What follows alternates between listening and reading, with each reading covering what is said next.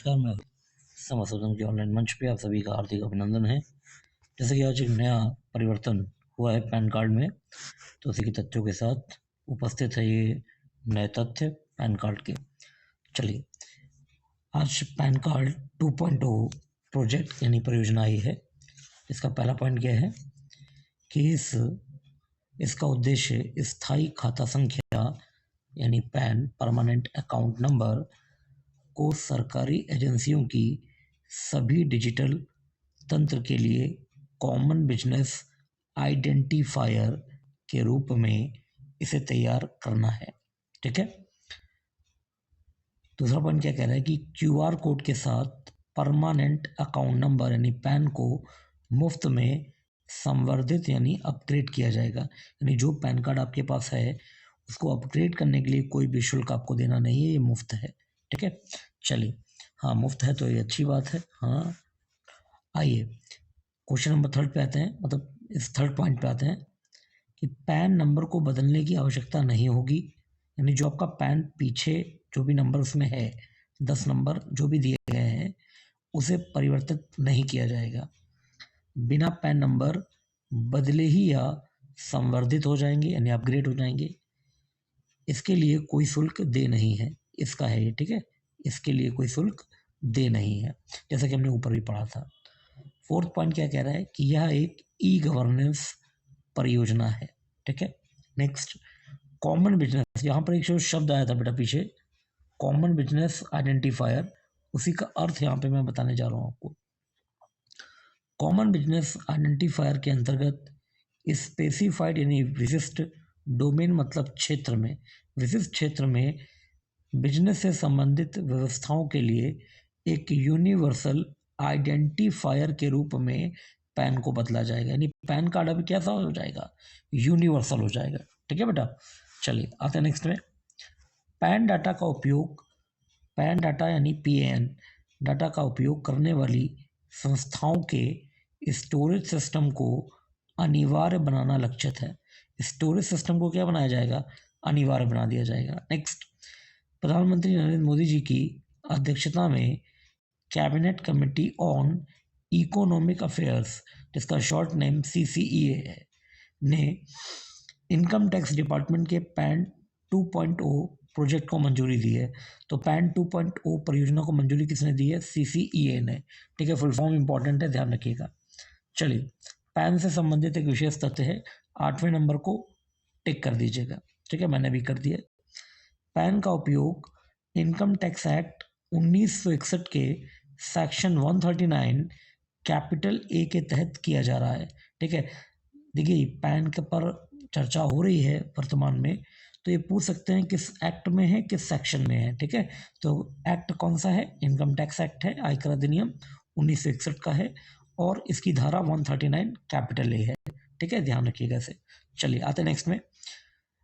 Point number 9, pan 2.0 परियोजना पर 1435 करोड़ रुपए खर्च होंगे। ठीक है, वैल्यू पूछ सकता है पेपर में, किसी भी पेपर में पूछा जा सकता है, तो ध्यान रखिएगा, इंपॉर्टेंट है ये पॉइंट। ठीक है, चलिए 10th पॉइंट देखते हैं। इसके अंतर्गत एक एकीकृत पोर्टल होगा, या पूरी तरह से ये जो पैसा खर्च कर रहे हैं इसमें एकीकृत पोर्टल बनाएंगे, या पूरी तरह से कागज रहित होगा। ठीक है, पेपरलेस होगा, ये भी ध्यान रखिएगा।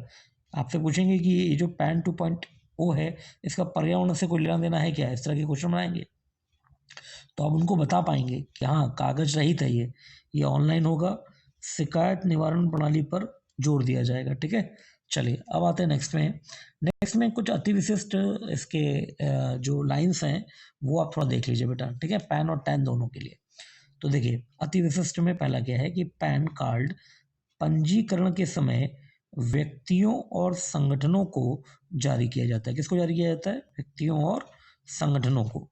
जबकि टैन, टैन मतलब tax deduction and collection account number, ठीक है, फुल फॉर्म याद रखिएगा, उन व्यक्तियों और संगठनों को जारी किया जाता है जो करों की कटौती और संग्रहण, डिडक्शन और कलेक्शन के लिए जिम्मेदार हो। ठीक है, तो कोई से पैन कार्ड बन गया आपका, तो आप तो इनकम टैक्स जब फाइल करोगे तब इस नंबर की जरूरत पड़ेगी।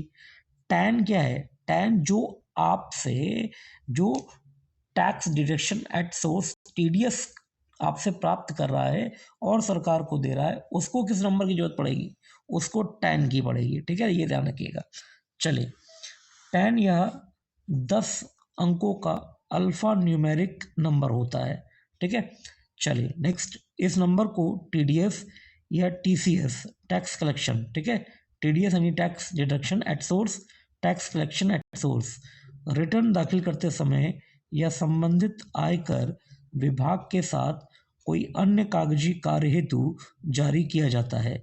यह उन सभी लोगों के लिए आवश्यक है जो अपनी आमदनी के स्रोतों पर कर का भुगतान करते हैं और आयकर रिटर्न में कटौती कर दावा करने के लिए भुगतान करते हैं। ठीक है, चलिए आते हैं नेक्स्ट में। आयकर विभाग के अधिनियम 1961 के अनुभाग यानी सेक्शन 203A में, ये सेक्शन होता है बेटा, अनुभाग मतलब, ठीक है, 203A में यह उल्लिखित है कि सभी व्यक्तियों को टीडीएस का भुगतान कर रहे हैं जो उन्हें टैन नंबर रखना अनिवार्य होगा। ठीक है, यह अनिवार्यता किस सेक्शन में है? 203A। और एक्ट कौन सा है? Income tax act 1961। चलिए, टैन नंबर के लिए आवेदन करना हो तो कौन सा फॉर्म भरना होता है? 49B बेटा। ठीक है, ये भरना होता है। चलिए, और इसको बनवाने की फीस कितनी है? तो टैन कार्ड को बनवाने की फीस है मात्र 60 रुपये। ठीक है, ध्यान रखिएगा, ये सब चीज़ें पूछी जा सकती हैं। चलिए, अब आते हैं पैन के लिए। पैन क्या है? पैन यह भी है, ठीक है बेटा, यह भी 10 नंबर का अल्फा न्यूमेरिक कोड होता है। यह आयकर दाता को आयकर विभाग द्वारा दिया जाता है ताकि वह आयकर दाखिल कर सके।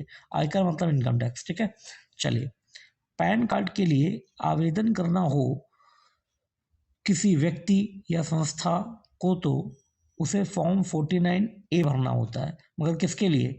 भारतीयों के लिए। और यदि वो विदेशी है तो उसे भरना होगा 49AA। ये फॉर्म नंबर है। ठीक है, ध्यान रखिएगा, अगर भारतीय व्यक्ति है तो 49A, विदेशी है तो 49AA। ठीक है, next and last, pan card, इसे बनवाने की फीस कितनी है? तो 105 रुपये मात्र है। और टैन की कितनी थी? हाँ, 60 रुपये थी। ठीक है, चलिए, तो ये आज का एक बहुत ही इम्पोर्टेंट टॉपिक था जो मैंने आपके साथ डिस्कस कर लिया है। फिर बहुत जल्द मिलते हैं अगले वीडियो पे, तब तक के लिए जय हिंद, जय भारत बेटा।